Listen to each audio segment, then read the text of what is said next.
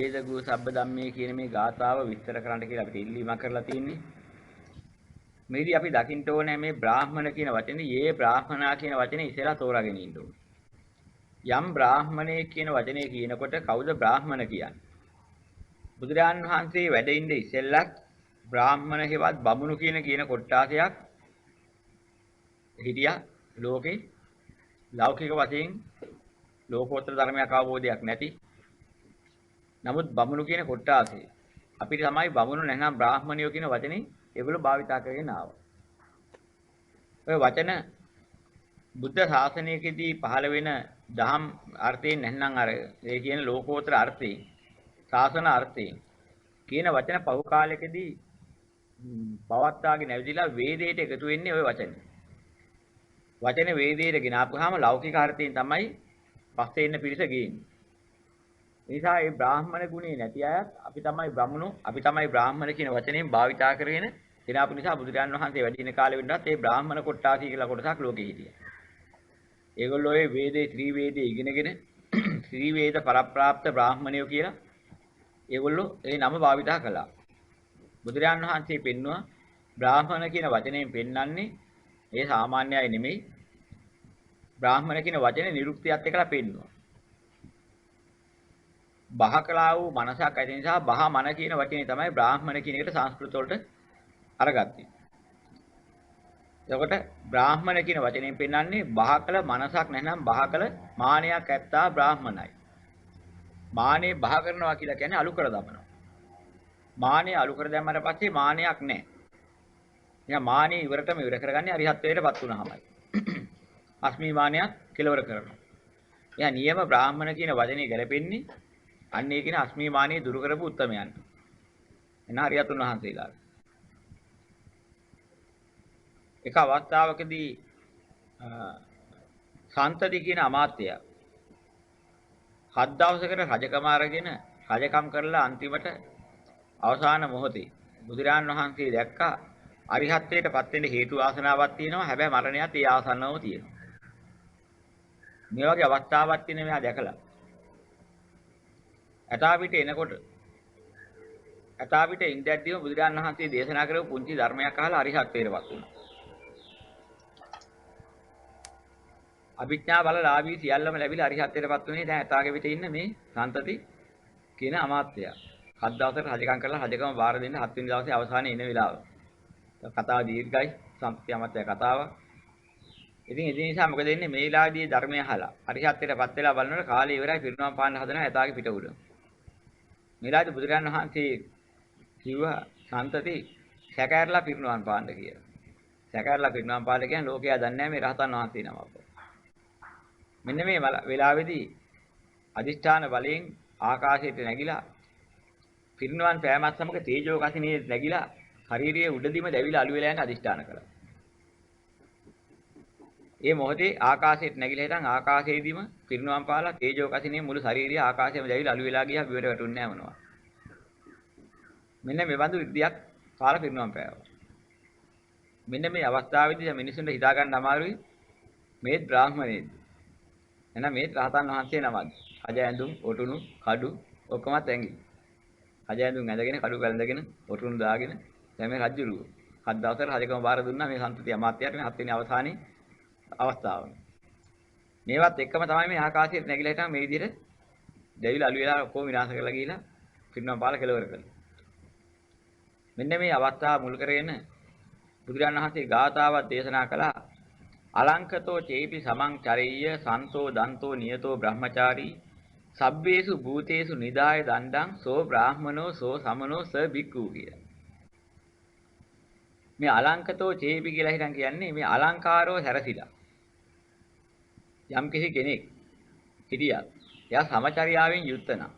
ඒ කියන්නේ විසව ගති නැත්නම්. සන්තෝ දන්තෝ සාන්තනම් දාන්තනම්. යම්නාව තත්ත්වයටපත් වුණා නම් සාන්ත බවටපත් වුණා නම්. නියත බවටපත් වුණා නම්. ඒ කියන්නේ ගති නියතයි කියන්නේ ආයශරය ආපහු වෙන තත්ත්වයටපත් වෙන්නේ නැති කෙලවර කරන තත්ත්වයටපත් වෙනවා.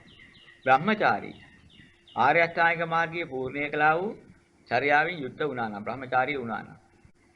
සබ්බේසු භූතේසු නිදාය දණ්ඩං. සියලුම සත්‍යයන් කෙරෙහි දඬුවම් බහා තැබු කෙනෙක් වුණා නම්. සෝ බ්‍රාහ්මණෝ අන්‍යයර කියනවා බ්‍රාහ්මණිය. සෝ සමනෝ. එයාටයි ශ්‍රමණ කියන්නේ. ස භික්ඛු එයාටයි භික්ෂුව කියන්නේ කියලා. ඔය ගාථාව දේශනා කළා. එහෙනම් ශ්‍රමණ වෙන්නේ බ්‍රාහමණ වෙන්නේ භික්ඛු වෙන්නේ ඇඳුවෙන් නෙමෙයි. ඇඳුම කොහොම තිබුණත් හිත තුළ පවතිනා චිත්ත පාරිශුද්ධිය ධර්මානුකූලව ලැබුණා නම් මෙන්න මේ තුල තමයි ශ්‍රමණය ඉන්නේ බ්‍රාහමණය ඉන්නේ භික්ෂුව ඉන්නේ පරමාර්ථ වශයෙන්. හැබැයි ලෝක සම්මතයක් වශයෙන් ගොඩනගලා තමයි භික්ෂු භික්ෂුණී ආදී වශයෙන් සම්මතයක් ගොඩනගලා තමයි සිවුරු දරාගත්ත පිරිසක් ඒ විදිහට ඉන්නේ. මේ සම්මත කතාවෙන් අපි ඇයට ශ්‍රමණ කියනවා බ්‍රාහමණ කියනවා භික්ෂුව කියනවා. ඇඳුම මොන එකක් වුණා හරි. අභ්‍යන්තරයේ සුද්ධ වුණා නම් යත් ශ්‍රමණයේ කයත් බ්‍රාහමණයේ කයත් භික්ෂුව. දාරුචීරිය කියන්නේ දර ඇඳුමක් ඇඳගෙන හිටපු දරපතුරු වලින් ඇඳුමක් ඇඳගෙන හිටපු කොණ්ඩේ වවාගෙන කැවුල වවාගෙන වැද්දා වවාගෙන හිටපු එකනේ. බුදුරජාණන් වහන්සේගේ බණපදයක් අහලා අරිහත්ත්වයටපත් වෙලා ඊට පස්සේ උන්වහන්සේට පැවිදි සුව ගන්න එන්න මේ පැවිදි සම්මතය ගන්න ඕනේ වුණාම අටපිරිකරක් තිබිච්ච නැති නිසා සිවුරු තිබිච්ච නැති නිසා සිවුරු හොයාගෙන ඉන්න කියලා බුදුරජාණන් වහන්සේ එයාට කිව්වා. සිවුරු හොයාගන්න. නමුත් බුදුරජාණන් වහන්සේ දන්නවා සිවුරු හොයන්න වෙලාවක් නැහැ මෙයාගේ කාලෙත් ඉවරයි. එයා සිවුරු හොයන්න අද වාගේ ලේසියෙන් පහසුවෙන් සිවුරු තිබුණේ නැහැ. සිවුරක් හදන්න හැමතැනම තියෙන රෙදි කෑලි කහල ගොඩවල් වල තියෙන රෙදි කෑලි ඔය එකතු කරගෙන ඔයන් පාංශු පූල තීවරයක් හදලා පණු පෝල හදලා වන්න සිවුර හදාගන්න. සිවුරක් හදාගන්න රෙදි හොයන්න ගිහලා නම් එහෙම යනකොට කහල ගොඩවල් වල තියෙන රෙදි කෑලි හොයනකොට කුලප්පු වෙච්ච හරකෙක් ඇවිදලා ඉතින් ඇනලා දාරු තීරිය එතන මලා. මලාට පස්සේ බුදුරජාණන් වහන්සේ භික්ෂුන් වහන්සේලාට කිව්වා ඒ දැනත්තා දර ටිකක් හොයලා දර ආදාහනය කරලා ඉන්න කියලා. භික්ෂුන් වහන්සේලාට ඒක බාර දුන්නා. නම බලනකොට වතින් ගිහියෙක්. පේන්නේ ගිහි වතකින් ඉන්නවා. පැවිද්දෙක් නෙමෙයි. නමුත් මේ රාජ්‍ය බලනකොට මොකද කරන්නේ? වහා දහම් අවබෝධ කරගන්න මගේ මහා ශ්‍රාවකයන් අතුරේ සංඝයා අතුරේ දාරුචීරිය අග්‍රයි කියලා බුදුරජාණන් වහන්සේ දාරුචීරිය මහා සංඝයාගේ නමට පැනෙව්වා. හැබැයි සිවුර තිබුණෙත් නැහැ. අටපිරිකර තිබුණෙත් නැහැ. පැවිද්ද ඉල්ලගෙන තිබුණෙත් නැහැ. උපසම්පදාව සාමනීරකම අරන් තිබුණෙත් නැහැ.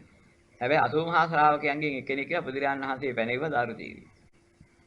දැන් මෙතන අපිට හොඳට පේනවා සිවුරකින්වත් බාහිර වතකින්වත් නෙමෙයි මහා සංඝත්වයටපත් වෙලා තිබුණේ. අරිහත්ත්වයටපත් වුණා නම් ගුණයටපත් වුණා නම් අන්න ඒ තුලයි ශ්‍රමණ බ්‍රාහමණ භික්ෂුවගේ නියම යථාර්ථය තියෙන්නේ. මෙන්න මේ නිසා බ්‍රාහමණ කියන වචනේ නිකන් කිව්වට හරියන්නේ නැහැ.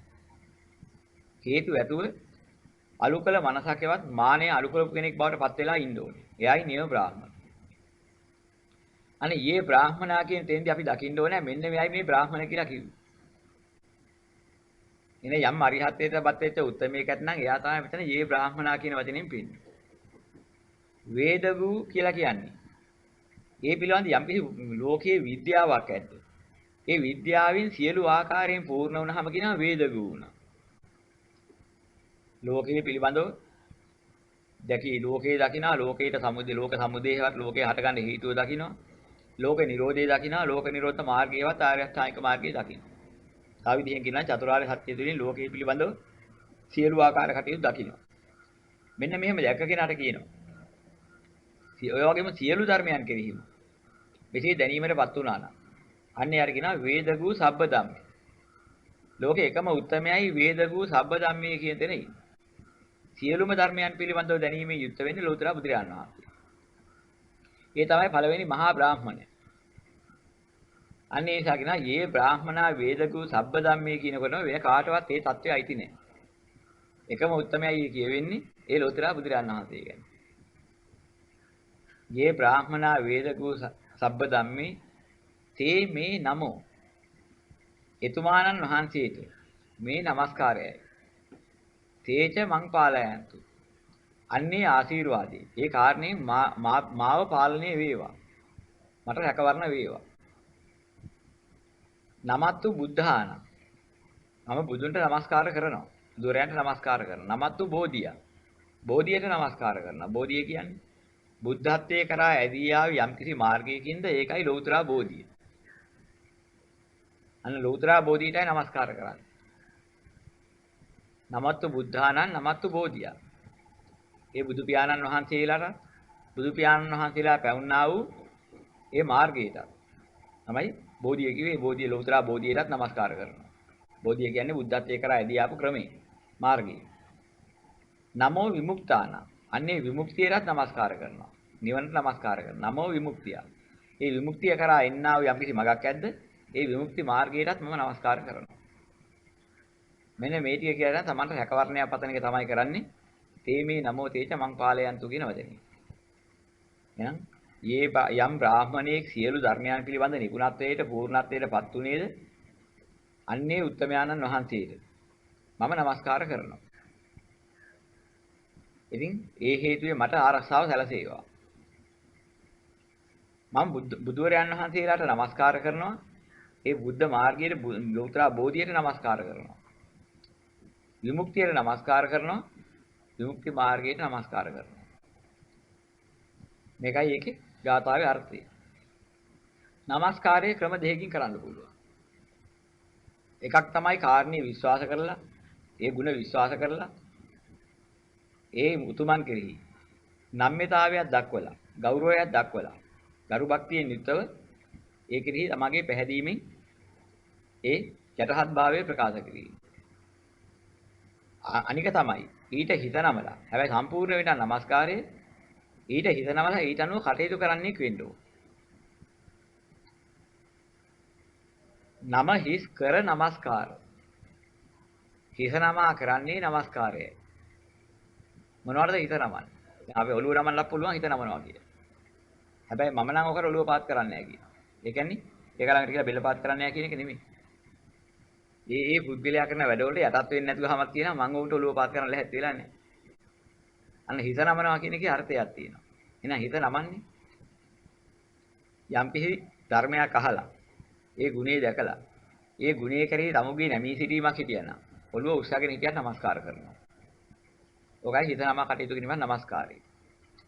නියම নমස්කාරය කරන්න ඕනේ යථාබෝධය ලබන්න.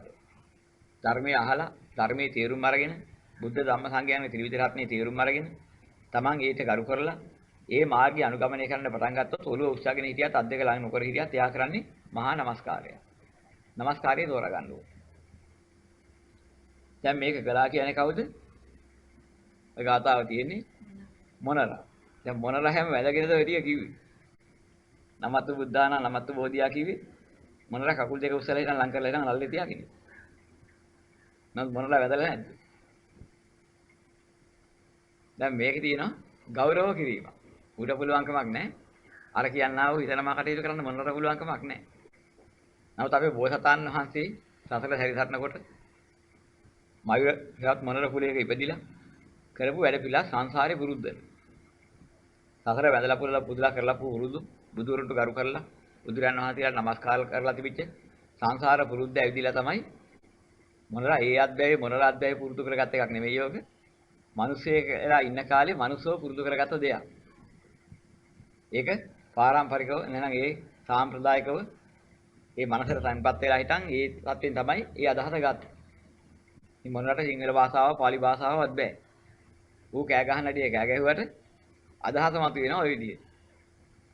මේකෙන් තමයි මොනර ජීවිත කාලයේ තියෙනකම් කිසිම බුදුරකට අහු වෙන්නේ නැතුව මල කුඩුවකට අහු වෙන්නේ නැතුව ආරක්ෂා වෙලා හිටියයි කියන්නේ. ඒ නිසා තමන්ගේ හැඟීමයි මේ ප්‍රකාශ කරන්නේ. භාෂාව මොන එක වුණා ඒකෙන් හැඟීම මතු වුණොත් අදහස මතු වුණොත් අන්නේ අදහස තමයි මේ රැකවරණ සලසන්නේ. නිසා මේ ගාථාවල් කියනකොට ගාථාවේ අදහස දකින්න ඕනේ. මේ අදහස දැනගෙන කිව්වොත් බොහොම වැදගත්. අපි උනත් ඔක දකින්න ඕනේ අය ක්‍රමයට. ඔය ගාථාවේ අර්ථය. දැනගෙන භාවිතා කරනවා නම් තමයි ඒකේ හරේ ඉන්නේ. ගාථා පදවල නැතුව නෙමෙයි. සර්වාකාරයෙන් පරිපූර්ණයි කිව්වහම සියලු ආකාරයෙන්ම මම පරිපූර්ණයි. එහෙනම් අක්ෂර ගණන කතාවෙනු පරිපූර්ණයි. යම්කිසි શબ્දයෙන් දිය යුතු යම්කිසි શબ્ද මේ විද්‍යාවක් තියෙනවනම් ඒකෙනු පරිපූර්ණයි. අක්ෂර විද්‍යාවක් තියෙනවා ඒකෙත් පරිපූර්ණයි. අදහසක් තියෙනවා ඒකෙනු පරිපූර්ණ සම්පූර්ණයි. මේ ආකාරයෙන් තමයි මේ හැම බුද්ධ දේශනාවක්ම ඉන්නේ. මේ නිසා ඒව හරයක් නැහැ කියනවා නෙමෙයි සද්ද නගලා කිව්වත් අර්ථය නොදන්නවා වුණත් ඒකේ තියෙනවා යම් කිසි ගුණයක්. ඒ නියම ගුණය ගන්න තමයි අදහස දැනගෙන කරන්න ඕනේ.